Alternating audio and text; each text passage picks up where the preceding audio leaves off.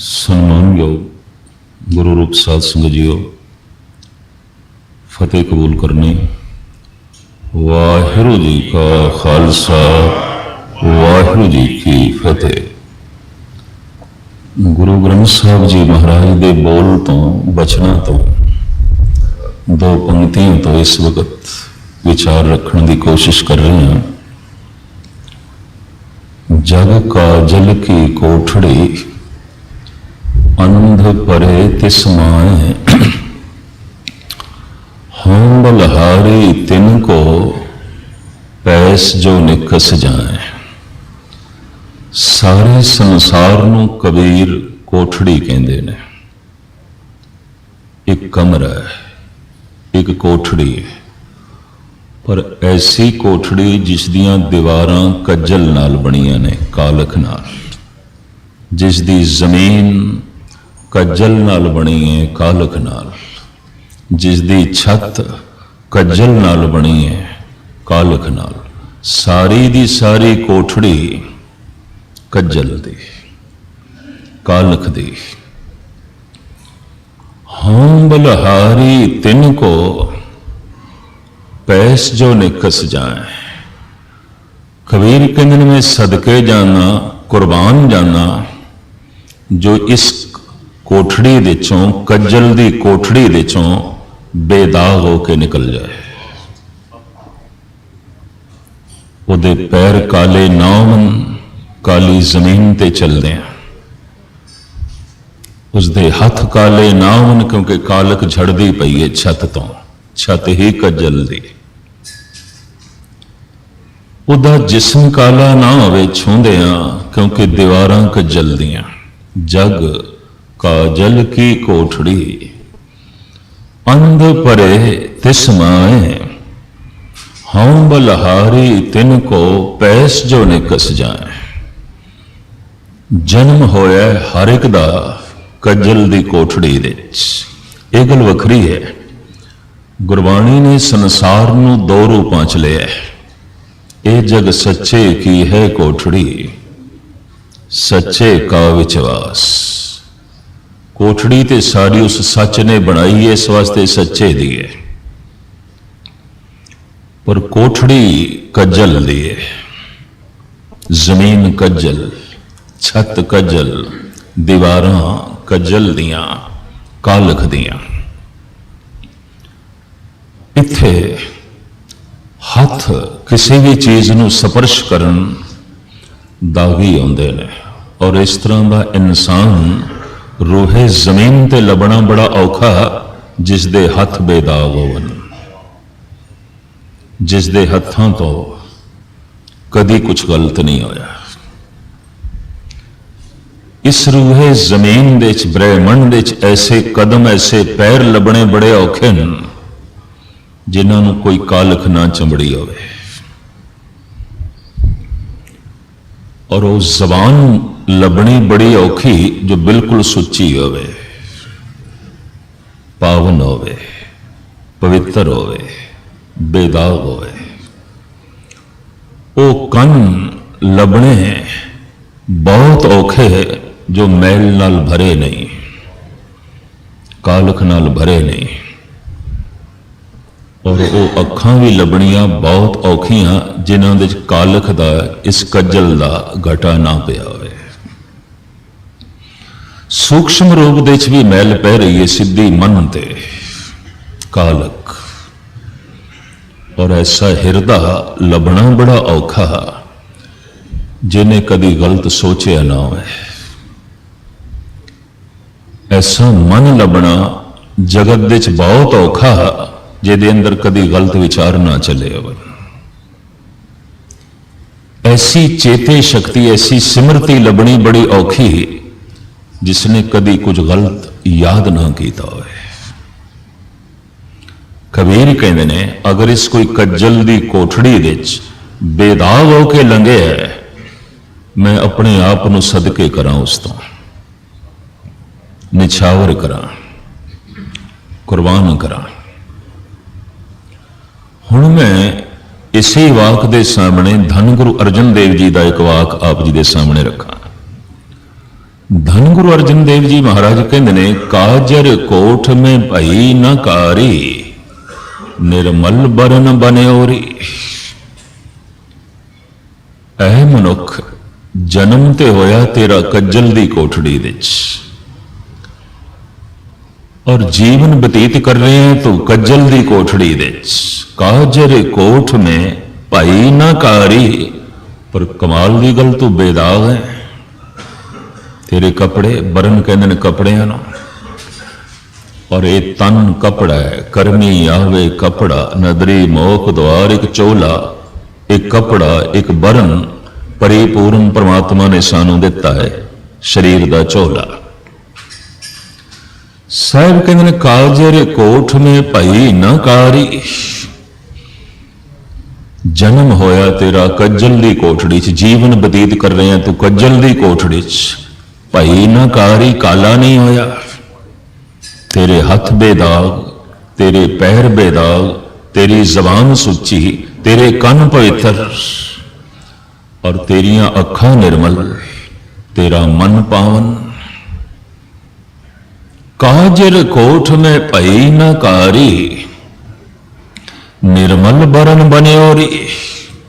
कपड़े निर्मल तेरे, बड़े साफ, बड़े सुथरे। थोड़ा जिहा इसनूं गहराई च लईए। मनोविग्यानक कहते ने कपड़े बिल्कुल कालख नाल भरे होवन, मैल नाल, तो मैली थां ते बैठदे कोई संकोच नहीं आउंदा। पहले ही मैले आ, कपड़े है नहीं मैले, पहले ही कालख नाल भरे हुए ने, बैठ जाते हैं काली थां ते की होया। जब इतनी मैल पहले ही चमड़ी हुई है तो की है मैली थां ते बैठ गए, उन्होंने संकोच नहीं आता। और मैं आपकी ज्ञात लई अर्ज करा, एक मैल ओ जो अस्थूल है, एक मैल ओ जो सूक्ष्म है। और समुचे संसार नूं गुरु नानक ने मैला ही कह देता है। मैला मलता एहो संसार, एक हर निर्मल जांका अंत न पारावार। समुचा संसार मैला है। पता नहीं केड़ी दृष्टि नाल गुरु नानक ने नापे है। आप कहते हैं मैला सूरज, मैला चंद, मैला ब्रह्मा, मैला इंद्र, रब मैला, मैला है चंद। कोई निर्मल नहीं है ब्रह्मा, कोई इंद्र निर्मल नहीं है। देवता जान के भारत विच इन्हां दी पूजा है बड़ी व्यापक। इंद्र देवते की पूजा, पानी का देवता है। इनू इस्लाम ख्वाजा खिजर कहता है। इनू हिंदू वरुण देवता भी कहते हैं। और ईसाई जगत दे च भी पानी की पूजा है। पानी का खुदा अलग, जिथे थोड़ा बहुत सरोवर किधरे देख लेन ए भी पैसे पाते ने, सजदे करते हैं। वरुण देवता, इंद्र देवता, ख्वाजा खिजर, सब कहते तो मैल है। मैला ब्रह्मा, मैला इंद्र, चार वेदां दा ज्ञानी और चार वेदां दा दानी। संसार में वेद इसने दिते, ते वेद का मतलब है ज्ञान। संसार में इसने ज्ञान दिता, जिंदगी के हर पक्ष का ज्ञान, ग्रह नक्षत्रां का ज्ञान, संगीत का ज्ञान, काव्य कला का ज्ञान, फिर शरीर का ज्ञान, शरीर दियां नसां का जो है ज्ञान, फिर जमीन का ज्ञान, वनस्पति का ज्ञान, जड़ी बूटियां का ज्ञान। ये आयुर्वेद जो निकली, वेदां चो निकली। इलाज करने का ढंग, जड़ी बूटियां का ज्ञान। और हैरानगी की गल, एक मनुख वनस्पति की खोज भी करता है, जमीन की खोज भी करता है, ग्रह नक्षत्रां की खोज भी करता है, शरीर की खोज भी करता है, और मनुख के मन की खोज भी करता है, और मनुख के मन के गहरे तल दिश जाके उसके पिछले जन्मां की भी खोज करता है। ब्रह्मा और चार वेद दा ज्ञानी ते चार वेद दा दानी। ਸਾਹਿਬ ਕਹਿੰਦੇ ਮੈਲ ਹੈ, ਪਵਿੱਤਰ ਨਹੀਂ ਹੈ। ਠੀਕ ਹੈ, ਗਿਆਨ ਆਪਣੀ ਥਾਂ ਤੇ ਮਹਾਨ ਹੈ, ਪਰ ਲਾਜ਼ਮੀ ਨਹੀਂ ਕਿ ਗਿਆਨ ਮਨੁੱਖ ਨੂੰ ਨਿਰਮਲ ਕਰ ਦੇਵੇ। ਕਬੀਰ ਨੂੰ ਤੇ ਇੱਥੇ ਤੱਕ ਕਹਿਣਾ ਪਿਆ, ਹਿਰਦੇ ਕਪਟ ਮੁਖ ਗਿਆਨੀ। ਕੀ ਹੋਇਆ? ਤੂੰ ਦਾਰਸ਼ਨਿਕ ਹੈ, ਚਿੰਤਕ ਹੈ, ਗਿਆਨੀ ਹੈ, ਫਿਲਾਸਫਰ ਹੈ, ਹਿਰਦਾ ਸ਼ੁੱਧ ਨਹੀਂ ਹੈ। ਹਿਰਦੇ ਨੂੰ ਅਸ਼ੁੱਧ ਰੱਖ ਕੇ ਮਨੁੱਖ ਦਾਰਸ਼ਨਿਕ ਤੇ ਚਿੰਤਕ ਹੋ ਸਕਦਾ ਹੈ। ਹਿਰਦੇ ਨੂੰ ਅਸ਼ੁੱਧ ਰੱਖ ਕੇ ਮਨੁੱਖ ਸਿੱਧ ਵੀ ਹੋ ਸਕਦਾ ਹੈ, ਬੜੀ ਬੜੀ ਕਰਾਮਾਤਾਂ ਦਾ ਮਾਲਕ, ਔਰ ਹਿਰਦੇ ਦੇ ਤਲ ਤੇ ਅਸ਼ੁੱਧ। ਬੜੇ ਬੜੇ ਜੋਗੀਆਂ ਨੇ, ਬੜੇ ਬੜੇ ਸਿੱਧ ਪੁਰਸ਼ਾਂ ਨੇ ਆਪਣੀ ਸਿੱਧੀ ਦੀ ਵਰਤੋਂ ਦੂਜਿਆਂ ਨੂੰ ਚੋਟ ਪਹੁੰਚਾਉਣ ਲਈ, ਦੂਜਿਆਂ ਨੂੰ ਹਾਨੀ ਪਹੁੰਚਾਉਣ ਲਈ, ਦੂਜਿਆਂ ਨੂੰ ਨੁਕਸਾਨ ਦੇਣ ਲਈ ਜੋ ਹੈ ਸਿੱਧੀ ਦੀ ਵਰਤੋਂ ਕੀਤੀ। ਇਤਿਹਾਸ ਭਰਿਆ ਪਿਆ। ਰਸ਼ੀਆ ਦੇ ਵਿੱਚ ਨਾਸਤਿਕਤਾ ਫੈਲਣ ਦਾ ਜੋ ਮੇਰੇ ਪੜ੍ਹਨ ਦੇ ਵਿੱਚ ਆਇਆ, ਇੱਕ ਕਾਰਨ ਇਹ ਵੀ ਸੀ ਕਿ ਰਾਸਪੂਤਨ ਨਾਮ ਦਾ ਇੱਕ ਸਿੱਧ ਯੋਗੀ, ਆਪਣੀ ਸਿੱਧੀਆਂ ਦੀ ਉਸਨੇ ਇਤਨੀ ਗਲਤ ਵਰਤੋਂ ਕੀਤੀ, ਹੈਗੀ ਸੀ ਉਸਦੇ ਕੋਲ ਸਿੱਧੀ। ਔਰ ਮੈਂ ਅਰਜ਼ ਕਰਾਂ, ਸਿੱਧੀ ਨੂੰ ਵੀ ਗੁਰੂ ਨਾਨਕ ਨੇ ਕਹਿ ਦਿੱਤਾ ਹੈ ਮਾਇਆ ਹੈ। ਰਿੱਧ ਸਿੱਧ ਸਭ ਮੋਹ ਹੈ, ਨਾਮ ਨ ਵਸੇ ਮਨ ਆਏ। ਜਗਤ ਸਿੱਧੀ ਤੋਂ ਪ੍ਰਭਾਵਿਤ ਹੁੰਦਾ ਹੈ। ਜਗਤ ਜਿੰਨਾ ਜਿੰਨਾ ਚੀਜ਼ਾਂ ਤੋਂ ਪ੍ਰਭਾਵਿਤ ਹੋ ਕੇ ਪਰਮਾਤਮਾ ਨੂੰ ਭੁਲਾਉਂਦਾ ਹੈ, ਗੁਰਬਾਣੀ ਦਾ ਫੈਸਲਾ ਉਹ ਮਾਇਆ ਹੈ। ਇਹ ਮਾਇਆ ਜਿਤ ਹਰ ਵਿਸਰੇ, ਮੋਹ ਉਪਜੇ ਭਾਵ ਦੂਜਾ ਲਾਇਆ। ਧਨ ਕਰਕੇ ਧਰਮ ਭੁਲਿਆ, ਧਨ ਮਾਇਆ। ਖੂਬਸੂਰਤੀ ਕਰਕੇ, ਜਗਤ ਦੇ ਸਵਪਨ ਕਰਕੇ ਪ੍ਰਮਾਤਮਾ ਦਾ ਸਵਪਨ ਸੁੰਦਰਮ ਉਹ ਭੁਲਿਆ, ਤੇ ਸਵਪਨ ਮਾਇਆ। ਪਰਿਵਾਰ ਕਰਕੇ ਨਿਰੰਕਾਰ ਭੁਲਿਆ, तो परिवार माया। और इष्ट करके परमात्मा भुलिया, तो इष्ट भी माया। जो जो दीवार बन गए है माया। बड़ा सोहना शब्द गुरु नानक ने, सतगुरु ने धार्मिक सथल ਨੂੰ ਦਿੱਤਾ ਹੈ। गुरु द्वार, गुरु दरवाजा है, गुरु दीवार नहीं, गुरु द्वार है।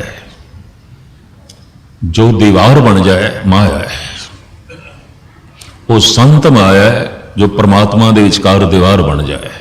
वो गुरु माया है जो परमात्मा ਦੇ ਵਿਚਕਾਰ दीवार बन जाए। वो ज्ञानी माया है जो परमात्मा ਦੇ ਵਿਚਕਾਰ दीवार बन जाए। वो सिद्ध माया है जो परमात्मा ਦੇ ਵਿਚਕਾਰ दीवार बन जाए। गुरु द्वार, गुरु दरवाजा है, द्वार है, गुरु दीवार नहीं है। तुसी गौर मुताला करके देखना, जगत विच बहुत सारे अवतार, सिद्ध पुरुष, संत, महंत, गुणी, ज्ञानी दीवार बने हुए हैं, और बड़ियां उचियां उचियां दीवारां परमात्मा तक पहुंचना ही बहुत औखा है। परमात्मा नूं मिलना ही बड़ा कठिन है। धन गुरु गोबिंद सिंह जी महाराज ते कहने ने, जिन जिन तनक सिद्ध को पायो, तिन तिन अपनो राह चलायो। थोड़ी जिहां भी किसी नूं सिद्धि मिल गई, उन्हें रस्ते वो बनाए जिहड़े उसदे तक पहुंचते सन, परमात्मा तक पहुंचते, ऐसे रस्ते नहीं बनाए। अपने तक व्यक्तिगत पंथ बन गए, गुरु पंथ नहीं, प्रभु पंथ नहीं, व्यक्तिगत पंथ हैं। रस्ते पर सिर्फ उन्हों तक ही पहुंचते हैं, परमात्मा तक नहीं, ईश्वर तक नहीं। और गज़ब की गल, इतना बड़ा भुलेखा क्यों? एक परमात्मा की समझ नहीं, एक संत की भी समझ नहीं। किधरे मेरे बोल हंकारी न समझ लेना। संत नूं सिर्फ संत ही समझ सकता, दूसरा नहीं। किसी चोटी के संगीतकार नूं कोई चोटी का संगीतकार ही समझ सकता, दूसरा नहीं। हाँ, दूसरा संगीत तो प्रभावित हो सकता है, दूसरा संगीत का रस मान सकता है, रस माणदे अपना सिर हिला सकता है, झूम सकता है, पर उन्होंने संगीत की समझ होवे लाजमी नहीं, कोई जरूरी नहीं। कोई संगीतकार नूं संगीतकार ही समझ सकता है, किसी कवि नूं कवि ही समझ सकता है। भाई नंद लाल दे वक्त की गल, एक शायर ने किधरे लैला मजनू का किस्सा पर्शियन विच ਨਜ਼ਮ ਦੇ ਚ ਲਿਖਿਆ। ਤੇ ਉਹਦੀ ਦ੍ਰਿਸ਼ਟੀ ਦੇ ਚ ਪਰਸ਼ੀਅਨ ਦਾ ਚੋਟੀ ਦਾ ਸ਼ਾਇਰ ਨੰਦ ਲਾਲ ਹੈ, ਔਰ ਉਹਦੀ ਆਤਮਾ ਕਹਿੰਦੀ ਹੈ ਮੇਰੀ ਲਿਖਤ ਨੂੰ ਅਗਰ ਇਹ ਦਾਦ ਦੇਵੇ ਤਾਂ ਮੇਰੀ ਲਿਖਤ ਠੀਕ ਹੈ, ਬਾਕੀ ਐਵੇਂ ਝੂਲਣ ਪੈ ਸਿਰ ਹਿਲਾਣ ਪੈ ਕੋਈ ਗੱਲ ਨਹੀਂ, ਉਹਦੇ ਨਾਲ ਮੇਰੀ ਆਤਮਾ ਨੂੰ ਤਸੱਲੀ ਨਹੀਂ ਹੋਵੇਗੀ। ਇਹ ਆਪਣੇ ਦੋਵੇਂ ਭਾਗ ਗ੍ਰੰਥ ਦੇ ਲੈ ਕੇ ਨੰਦ ਲਾਲ ਕੋਲ ਪਹੁੰਚੇ। ਆਖਿਆ ਤੁਸੀਂ ਸੰਤ ਕਵੀ ਹੋ, ਫਕੀਰ ਹੋ, ਗੁਰੂ ਦੇ ਸਿੱਖ ਹੋ, ਪਰ ਮੈਂ ਇਸ਼ਕ ਮਿਜ਼ਾਜੀ ਤੇ ਇਹ ਦੋ ਪੋਥੀਆਂ ਲਿਖੀਆਂ ਨੇ, ਦੋ ਕਿਤਾਬਾਂ ਲਿਖੀਆਂ ਨੇ, ਨਜ਼ਮ, ਔਰ ਮੇਰੀ ਆਤਮਾ ਨੂੰ ਸਕੂਨ ਤਾਂ ਮਿਲੇਗਾ ਤੁਸੀਂ ਸੁਣੋ, ਔਰ ਤੁਹਾਥੋਂ ਅਗਰ ਮੈਨੂੰ ਦਾਦ ਮਿਲ ਜਾਏ, ਤੁਸੀਂ ਮੈਨੂੰ ਦਾਦ ਦੇ ਸਕੋ, ਔਰ ਵਾਕਈ ਇਹ ਐਸੀ ਰਚਨਾ ਹੋਵੇ ਕਿ ਤੁਹਾਡੀ ਆਤਮਾ ਚੋਂ ਦਾਦ ਨਿਕਲੇ तो मैं समझांगा मेरी लिखत, मेरी मेहनत सफल हो गई।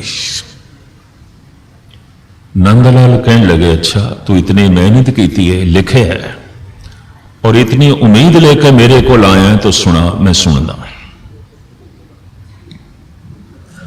उसने कहते तरन्नुम कहते तरन्नुम गायकी दी लहजे दे अपनी पोथी जो शायराना अंदाज उसने लिखी सी पढ़नी शुरू की थी।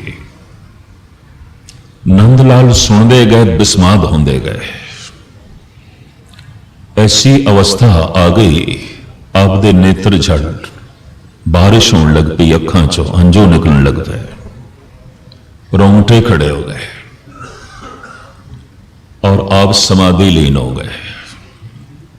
किस्सा मजनू दा सुना रहे हैं, कोई परमात्मा की गल नहीं, खुदा की गल नहीं, ईश्वर की गल नहीं। फिर हुण ये शायर कहता है भाई जी हुण मैं थानू लैला का किस्सा सुनावां, ये कौन है? तो मैं नंदलाल दे बोल थोड़े सामने रखा। भाई साहब भाई नंदलाल गुरु गोबिंद सिंह जी महाराज दे अनन सिख, अनन भगत, और इंज कह लो सिखां दे चों सब तो वड्डा मान गुरु गोबिंद सिंह जी महाराज जिसते करते सन वो नंदलाल सी। नंदलाल उस शायर नूं रोकदे ने जब उसने कहा हुण मैं थानू लैला का किस्सा सुनाण लगा। भाई साहब कहते हैं मगो अज हाल लैली बादले शौरी दा ऐ गोया कि शराए किस्सा है मजनू मरा दीवानों में साजत। नंदलाल दे पागल दिल नूं लैला का किस्सा ना सुना। मैं मजनू का किस्सा सुन के अपने होश गवा बैठा। जे तू लैला का किस्सा सुनाया तो शायद मेरी जान भी चली जाएगी, मैं नहीं सुन सकता। है इश्क मिजाजी दे इतनी कुर्बानी, सिर्फ शरीर नूं वेख के एक मनुख इतना फिदा होया है, और कितनी दुनिया वो मूड है जो रब्बी नूर नूं वेख के फिदा ना होन, रब्बी रमज रब्बी रस नूं वेख के फिदा ना होन, उस स्वप्न नूं वेख के फिदा ना होन।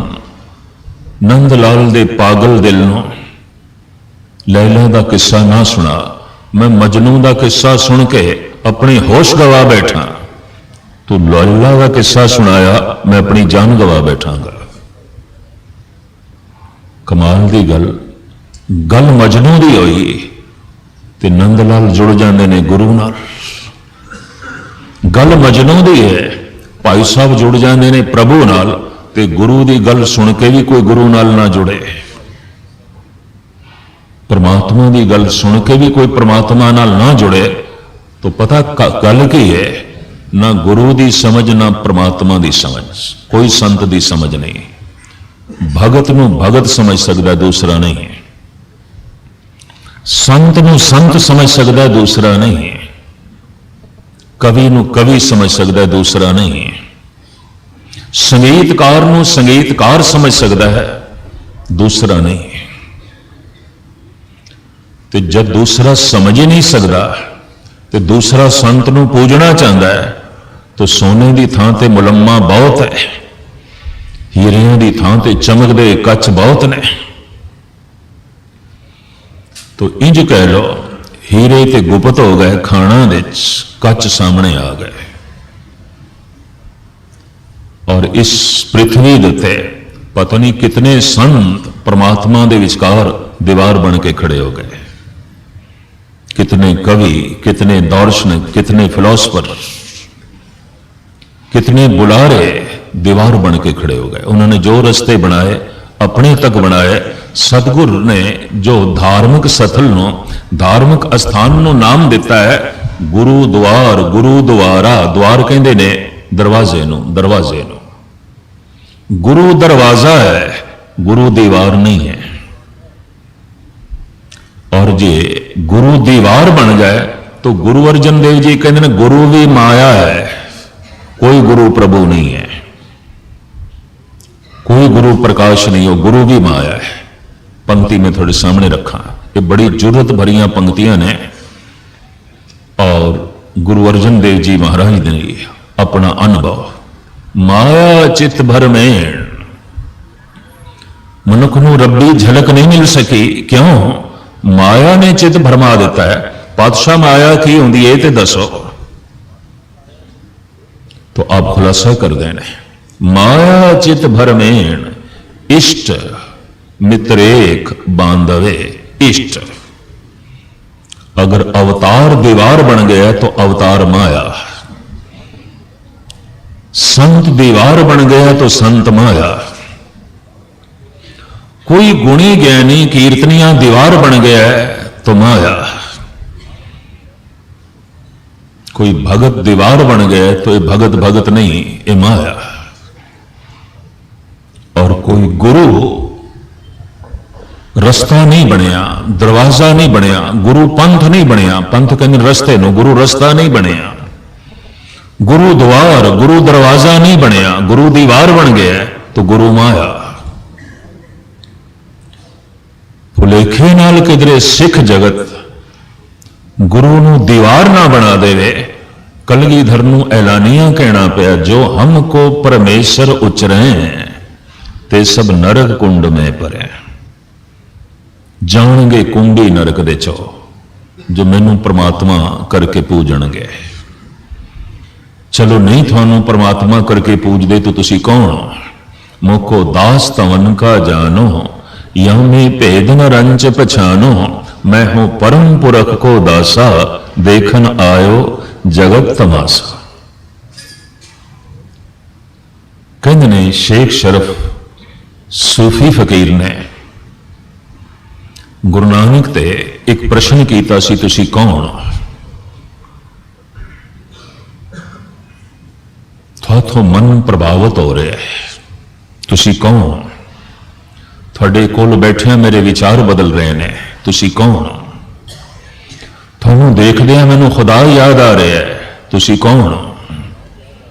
बार बार इस सूफी संत ने गुरु नानक से प्रश्न किया है। और जन्म साखी दे विच जो गाथा दर्ज है मैं थोड़े सामने रख रहे हैं। सतगुरां दी मुबारक जबान तो जड़े बोल निकले ने गुरु ग्रंथ साहब दे भी दर्ज ने शब्द है। और अर्थ करन लगे अर्थकारां दी जबान कम जांदी कि अर्थ किवें करिए। तुसी कौन? साहिब कहंदे मानस मूरत नानक नाम। मनुख दी मूर्तियां ते इस मूर्ति का नाम है नानक। दूसरी पंक्ति में थोड़े सामने रखना, अर्थ तुसी खुद करना है। मानस मूरत नानक नाम, करणी कुत्ता दर फुरमान। मनुख दी मूर्तियां नानक नाम है। मानस मूरत नानक नाम, करणी कुत्ता दर फुरमान।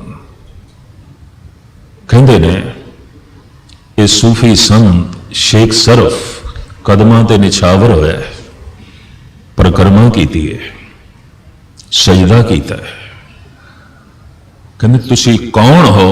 मैं जानिया थानू, तुसी कौन हो मैं समझिया थानू। मैं इस वास्ते कह रहा, संत नू संत समझ सकता दूसरा नहीं, भगत नू भगत समझ सकता दूसरा नहीं, एक चोटी दे संगीतकार नू संगीतकार समझ सकता है दूसरा नहीं, एक कवि नू कवि समझ सकता है दूसरा नहीं। तो जब संत नू समझण वास्ते संत होना लाजमी है, तो जगत ते संत है नहीं, गुस्ताखी माफ। तो सोने की थां ते मुलम्मा, हीरियां की थां ते कच्च, मैल है संसार दे विच, मैल है धार्मिक दुनिया दे विच, मैल है सियासी दुनिया दे विच, मैल है परिवारक दुनिया दे विच। निर्मलता लभनी बड़ी औखी, मैला मलता एहो संसार। मैल मिलेगी परिवारक तल ते, मैल मिलेगी सियासी तल ते, और मैल मिलेगी आर्थिक तल ते, और गुस्ताखी माफ मैल मिलेगी धार्मिक तल ते। जिन्होंने चोटी दे धार्मिक आखदे हां, साहब कहते ने रब मैला मैला है चंद, मैला ब्रह्मा मैला इंद। ये मैला है ब्रह्मा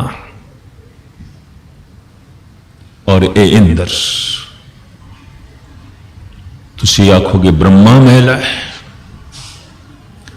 सतगुरु ने बड़े जुर्रत भरे शब्द कहे ने, शंकर मैला है, विष्णु मैला है। और ये भी मैं अर्ज कर दिया, मैं जिन्होंने महापुरखों को किसी वक्त गुरबाणी व्याकरण पढ़ता सी, मैनू कहने गुरबाणी एक दवाई है, एक औषधि है। अगले दा रोग अगले दी अवस्था देख के ही डोज देना चाहिए। और मैनू कहने लगे गुरु ग्रंथ साहब जी महाराज दे उन्होंने गिनती, उन्होंने जो गिनती की सी, मैनू कहने लगे बाबा बलवंत सिंह भी 400 शब्द ऐसे ने, मैं इन्हों दे अर्थ ही नहीं करता संगत दे, तेनों सिर्फ पढ़ाए ने, मैं सुनंदा नहीं। लड़ पेगी दुनिया, विखाद खड़ा हो जाएगा। हुण सत्कार करते हैं तिरस्कार करनगे, हुण गल सुनते हैं किसी ने नहीं सुननी। ये उन्होंने बोल, और जेड़े जेड़े वाकई शब्द नोट किए उन्होंने वाकई उन्होंने पूरी व्याख्या करनी औखी, कठिन है, बहुत औखी। साहब कहते ने ये चोटी दे महान जिन्होंने तुसी जोगी आखो, सिद्ध आखो, महल ब्रह्मा विष्णु महादेव त्रैगुण रोगी विच होमे कार कमाई, जिन किए तिसे न चेते बपड़े, हर गुरमुख सोजी पाई। गुरु अर्जन देव जी महल है। और कबीर कहते ने इत्थे सियासी जगत मैला, इत्थे परिवारक जगत मैला, इत्थे आर्थिक जगत मैला, इत्थे धार्मिक जगत भी मैला। और कबीर इसनों इंज भी बयान करते हैं, मार मार सलपनी निर्मल जल पैठी। एक सपनी हर सरोवर दे हर गंदे पानी दे विचरदी रही, डंग मारदी रही, निर्मल जल दे अंदर आ गई है, निर्मल सरोवर दे अंदर आ गई है, और इन्हें निर्मल सरोवर नूं भी मैला कर दिता है। कहते ने कोई 7-8 सदियां 800-900 साल पिछे चले जाइए, जमीन दे धार्मिक मंदिर पावन सन, पवित्र सन। अज नहीं, इस अपनी निर्मल जल दे च भी आ गई। मार मार सरपनी निर्मल जल बैठी, ये निर्मल सरोवर दे च भी आ गई। धार्मिक जगत भी मैला हो गया है, और जेड़े जेड़े धार्मिक मनुख दीवार बन के खड़े हुए उन्होंने मैल बहुत वधा दी, बहुत वधा दी। भगत कबीर कहते जग का जल की कोठड़ी, अंध परे ते समाए। कबीर कहते एक जमीन कज्जल दी, छत कज्जल दी, दीवारां कज्जल दियां, दूसरा बंदे कोल इस कालक नूं वेखण दियां अखां भी कोई नहीं, अंधे। अंध परे ते समाए। इस कोठड़ी दे विच अंधियां दी भीड़। किवें बचाणगे अपने पैरां नूं कालक तों? अंधे। गुस्ताखी माफ। ਇਹ ਕਿਵੇਂ ਬਚਾਣਗੇ ਆਪਣੇ ਹੱਥਾਂ ਨੂੰ ਕਾਲਕ ਤੋਂ, ਜਿੱਧਰ ਛੂਣਗੇ ਕਾਲਕ। ਅੰਧ ਪਰੇ ਤੇ ਸਮਾਏ। ਇੱਕ ਤੇ ਕੱਜਲ ਦੀ ਕੋਠੜੀ, ਫਿਰ ਅੰਧਿਆਂ ਦੀ ਭੀੜ। ਕਾਲਕ ਵੀ ਨਹੀਂ ਦਿਖਾਈ ਦਿੰਦੀ। ਕਾਲਕ ਨੂੰ ਦੇਖਣ ਵਾਸਤੇ ਵੀ ਕੁਝ ਅੱਖਾਂ ਦੇ ਚਾਨਣਾ ਚਾਹੀਦਾ। ਪਾਪ ਨੂੰ ਵੇਖਣ ਵਾਸਤੇ ਵੀ ਗਿਆਨ ਚਾਹੀਦਾ, ਸਮਝ ਚਾਹੀਦੀ ਹੈ। ਪੁੰਨ ਨੂੰ ਕਰਨ ਵਾਸਤੇ, ਪੁੰਨ ਨੂੰ ਵੇਖਣ ਵਾਸਤੇ ਤੇ ਸੂਝ ਸਮਝ ਚਾਹੀਦੀ ਹੈ। ਪਾਪ ਨੂੰ ਵੇਖਣ ਵਾਸਤੇ ਵੀ ਸੂਝ ਸਮਝ ਚਾਹੀਦੀ ਹੈ। ਰੋਸ਼ਨੀ ਨੂੰ ਵੇਖਣ ਵਾਸਤੇ ਤੇ ਅੱਖਾਂ ਦੇ ਚ ਰੋਸ਼ਨੀ ਚਾਹੀਦੀ ਹੈ। ਅੰਧੇਰੇ ਨੂੰ ਵੇਖਣ ਵਾਸਤੇ ਵੀ ਅੱਖਾਂ ਦੇ ਚਾਨਣਾ ਚਾਹੀਦਾ। ਨਹੀਂ ਤੇ ਅੰਧੀਆਂ ਅੱਖਾਂ ਇਸ ਚੱਕਰ 'ਚ ਨਾ ਪੈਣਾ ਕਿ ਅੰਧੇ ਨੂੰ ਅੰਧੇਰਾ ਦਿਖਾਈ ਦਿੰਦਾ। ਨਹੀਂ ਦਿਖਾਈ ਦਿੰਦਾ, ਬਿਲਕੁਲ ਨਹੀਂ ਦਿਖਾਈ ਦਿੰਦਾ। ਇਸ ਦੇ ਉੱਤੇ ਮੈਂ ਇੱਕ ਨਿੱਕਾ ਜਿਹਾ ਉਦਾਹਰਣ ਦਿੰਦਾ ਹੁੰਦਾ। ਇੱਕ ਡਾਕਟਰ ਨੇ ਕਿਸੇ ਮਰੀਜ਼ ਦਾ ਅੱਖਾਂ ਦਾ ਆਪਰੇਸ਼ਨ ਕੀਤਾ ਹੈ। ਪੱਟੀ ਬੰਨ ਦਿੱਤੀ ਹੈ ਦੋਵਾਂ ਅੱਖਾਂ ਤੇ। ਸਮਾਂ ਨਿਯੁਕਤ ਹੋ ਗਿਆ, ਇੰਨੇ ਦਿਨਾਂ ਬਾਅਦ ਇਹ ਪੱਟੀ ਖੋਲਣੀ ਹੈ। ਦੇਖਾਂਗੇ ਚਾਨਣਾ ਆਉਂਦਾ ਕਿ ਨਹੀਂ, ਆਪਰੇਸ਼ਨ ਕਾਮਯਾਬ ਹੈ ਕਿ ਨਹੀਂ। ਅੱਜ ਉਹ ਦਿਨ ਆਇਆ ਹੈ। ਮਰੀਜ਼ ਦੇ ਦਿਲ ਦੀ ਧੜਕਣ ਵਧੀ ਹੋਈ ਹੈ, ਮੈਨੂੰ ਕੁਝ ਦਿਖਾਈ ਦੇਵੇਗਾ ਕਿ ਨਹੀਂ। ਡਾਰਕ ਰੂਮ ਦੇ ਅੰਦਰ, ਕਾਲੇ ਕਮਰੇ ਦੇ ਅੰਦਰ, ਅੰਧੇਰੇ ਵਿੱਚ ਡਾਕਟਰ ਨੇ ਇਸ ਦੀਆਂ ਪੱਟੀਆਂ ਖੋਲਣੀਆਂ ਸ਼ੁਰੂ ਕੀਤੀਆਂ। ਪੱਟੀ ਉਤਾਰੀ ਹੈ ਔਰ ਇਸ ਮਰੀਜ਼ ਨੂੰ ਆਖਿਆ ਆਹਿਸਤਾ ਆਹਿਸਤਾ ਆਪਣੀਆਂ ਅੱਖਾਂ ਖੋਲ। ਇੱਕਦਮ ਨਹੀਂ। ਕਮਰੇ 'ਚ ਅੰਧੇਰਾ ਹੈ, ਪਰਦੇ ਕਾਲੇ ਲੱਗੇ ਹਨ, ਦੀਵਾਰਾਂ ਕਾਲੀਆਂ ਨੇ। ਇਹ ਮਰੀਜ਼ ਆਹਿਸਤਾ ਆਹਿਸਤਾ ਆਪਣੀ ਅੱਖਾਂ ਖੋਲਦਾ ਹੈ।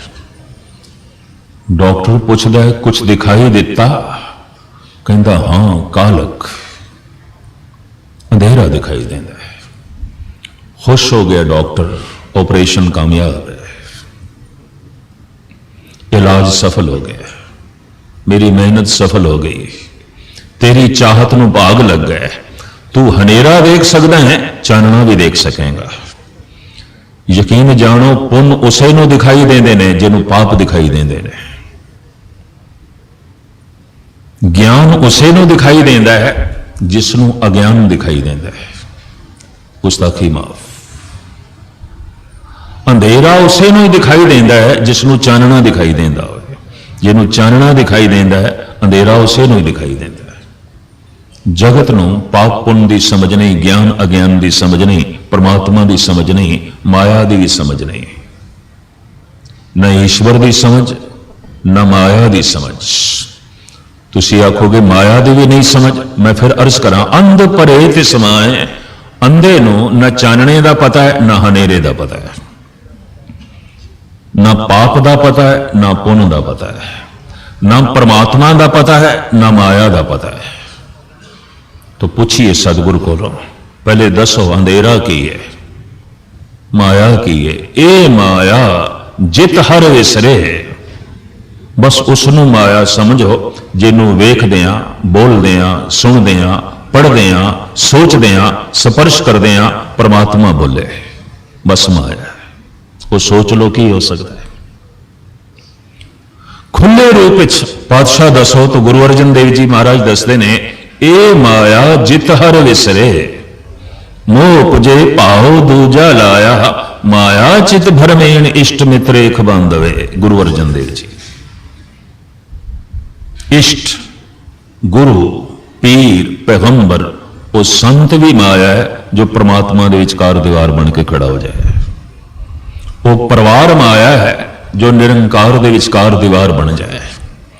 धन माया है अगर धर्म दे विचकार दीवार बन गए।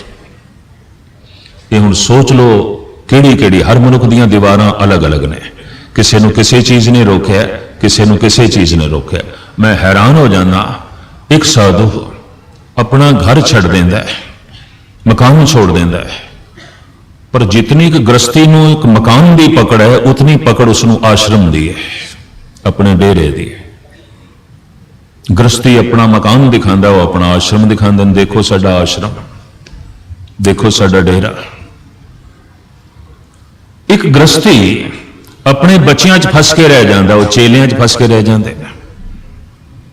कबीर सिख सा खा बहुत एक ही है, कैसो कियो न मीत, चाले थे हरि मिलन को बीचे अटके हो चीत। एक धन दे च अटक के रह जाता है, एक धन दे त्याग दे च अटक के रह जाता है। धन दा त्याग, एक दे कोल धन दा माण है और एक दे कोल धन दे त्याग दा माण है। जयपुर दे सर्व धर्म सम्मेलन हो रहा सी, कोई 15-16 साल पुरानी गल। दास नूं भी इस दे मदौ किया गया। 15-15 मिनट हर वक्त इन्हें बोलना सी और वख-वख धर्मां दे वक्ते उत्थे बुलाए गए। एक साधु ने बार-बार आख्या कि मैं लखां दी जायदाद नूं लत मार के साधु बनिया। उत्थे तर्क लई 5 मिनट की खुल सी, भी 5 मिनट तुसीं किसी का तर्क भी कर सकते हो, हर एक नूं खुल सी। और मैं पहली दफा उत्थे देखा कि सिख धर्म के उत्ते भी कोजे हमले करने वाले मौजूद ने। बड़ी तरक्की की है। जिहड़ा वक्ता खड़ा हुंदा सी, कुछ ना कुछ उसदे कोल हिंट्स ऐसे है सन जो तर्क करदा सी। जद इस साधु ने बार बार आखे मैं लखां नूं लत मार के साधु बनिया, मैनूं भी कहना पिया लत डंग नाल नहीं मारी संत जी, तुसीं तुहाडी लत्तां नाल चंबड़ के रह गई। तुहानूं लत्तां भी याद आ रही, त्याग भी याद आ रहा है। थोड़ी लत्तां नाल चंबड़ के रह गया सब कुछ। लत्तां नूं लखां नूं लत मार के तुसीं साधु बने। एक गृहस्थी कोल धन दा माण हुंदा है, थोड़े कोल धन दे त्याग दा माण। गल ते उत्थे हो गई। कबीर साफ कहंदे ने, कबीर माया तजी तो क्या भया, जो माण ते जा नहीं जाए। गृहस्थी कोल धन दा माण सी, त्यागी कोल त्याग दा माण। गल तो उत्थे आ गई। दीवार ते बनी हुई है। एक दे विचकार धन दीवार बन गया, एक दे विचकार त्याग दीवार बन गया। और आप सुन के हैरान होवोगे, किधरे पाप दीवार बन जाता है, किधरे पुण्य भी दीवार बन जाता है। पुण्य बड़े हिम्मत दे वचन ने जो आप जी के सामने मैं रख रहा। पाप पुण्य दोए एक समान, निज गुण पारस तजो गुण आन। पाप ते पाप है, पुण्य भी पाप वर्ग है। हद हो गई, फिर पुण्य ना करिए। ये मैं गुरु ग्रंथ साहब जी महाराज दे बोल रख रहे हैं। और मेरी अज तक दी इस तरह की नीयत रही है कि जो कुछ आख्या जाए उसके ते मोर गुरबाणी दी लग जाए, पक्ष गुरबाणी दा। पाप पुण्य दोए एक समान। पाप ते पाप है, पुण्य भी पाप है। पहले गहराई विच जाना पएगा कि मनुख ने पाप क्यों किया। पाप के जिहड़े कारण लभे गए ने, वो 3 कारण लभे गए ने। पाप किया लोभ वस होके, पाप किया हंकार वस होके, पाप किया काम वस होके। ये 3 कारण लभे गए ने। मोह ते क्रोध नूं कारण नहीं बने। क्यों? जिसने हंकार पूर्ति विच मदद कर दी उसते मोह आ गया, और जिसने रोक खड़ी कर दी उसते क्रोध आ गया। जिसने लोभ पूर्ति विच मदद कर दी उसते मोह आ गया, जिसने रोक खड़ी कर दी उसते क्रोध आ गया। जिसने काम पूर्ति विच मदद कर दी उसते मोह आ गया, जिसने रोक खड़ी कर दी उसते क्रोध आ गया। क्रोध ते मोह छाया की तरह रहते ने, इन्हां दा अपना कोई वजूद नहीं है। काम दा अपना वजूद है, लोभ दी अपनी हस्ती है, हंकार दा अपना रूप है, क्रोध ते मोह दा अपना स्वतंत्र कोई रूप नहीं है। ये इन्हां तिन्नां दी छाया है। जिथे वो 3 रहणगे छाया की तरह नाल रहणगे। जिसने लोभ की पूर्ति कर दी उसते मोह आ जाएगा, जिसने रोक खड़ी कर दी क्रोध आ जाएगा। जिसने हंकार ਨੂੰ ਪੱਠੇ ਪਾ ਦਿੱਤੇ ਉਸ ਤੇ ਮੋਹ ਆ ਜਾਏਗਾ, जिसने रोक खड़ी कर ਦਿੱਤੀ ਉਸ ਤੇ क्रोध आ जाएगा, जिसने वासना की पूर्ति कर दी उस ते मोह आ जाएगा, जिसने रोक खड़ी कर दी उस ते क्रोध आ जाएगा। तो पाप अक्सर मनुख करता है कामवश होके, लोभवश होके, अहंकारवश होके। और जे मनुख पुण्य भी करे लोभवश होके, हंकारवश होके, वासनावश होके, तो कबीर कहते पाप पुण्य च फर्क की पहले दसो। गुरु ग्रंथ साहब जी महाराज की बाणी, पहले ये दसो पाप पुण्य च की फर्क है। फिर पाप तू कीता लोभवश होके, पुण्य भी तू कीता लोभवश होके। पाप तू कीता हंकारवश होके ते पुण्य भी तू कीता हंकारवश होके। पाप तू कीता वासनावश होके, पुण्य भी कीता तो वासनावश होके। तो दोहां दे फर्क की है, पाप पुण्य दोए एक समान। हजारां मनुख इस तरह के मिले ने जिन्होंने प्रश्न किया गए ने जी इतने पुण्य कीते न होया तो कुछ भी नहीं, बड़े पुण्य कीते न सारी जिंदगी लंघ गई, पुण्य करते हैं कुछ भी जिंदगी तब्दीली नहीं आई, कुछ भी रस नहीं मिलया। एक कोई पंक्ति मैं उन्होंने सामने रख देना होना, पाप पुण्य दोए एक समान, इको जिहा ने। पाप ते पाप है, पुण्य भी पाप है। केड़ा पुण्य? जो लोभवश होके कीता है, हंकारवश होके कीता है, वासनावश होके कीता है।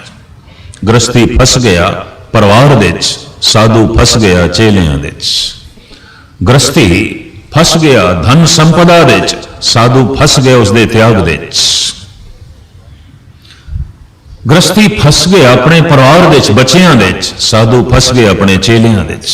कबीर सिख साखा बहुत एक ही है, कैसो कियो न मीत, चाले थे हरि मिलन को, बीचे अटके उचीत। जीड़ी जीड़ी गल चितनू अटका के रख देवे माया। तो गुरु माया, अवतार माया, परिवार माया, धन माया, और हर एक दी माया अलग अलग होगी।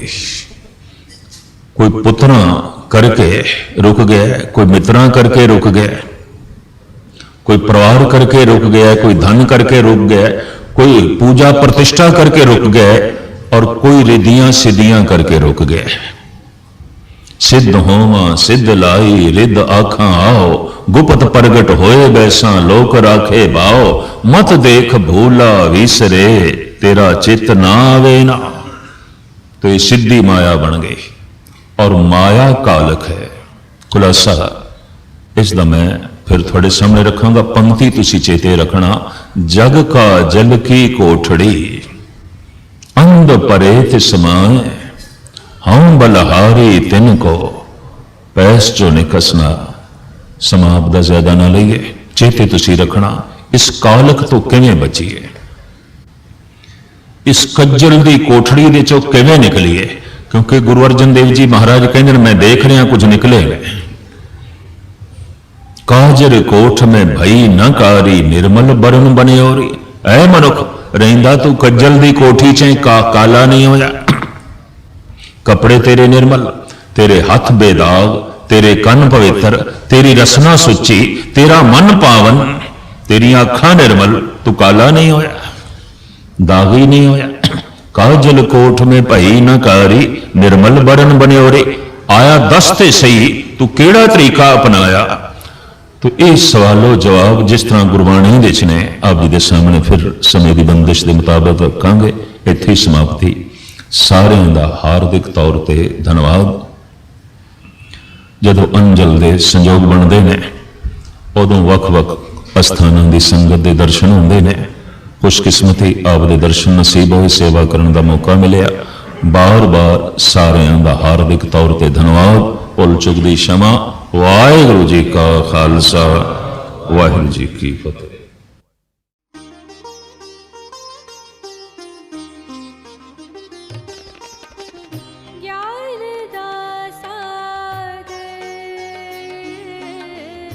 ज्ञान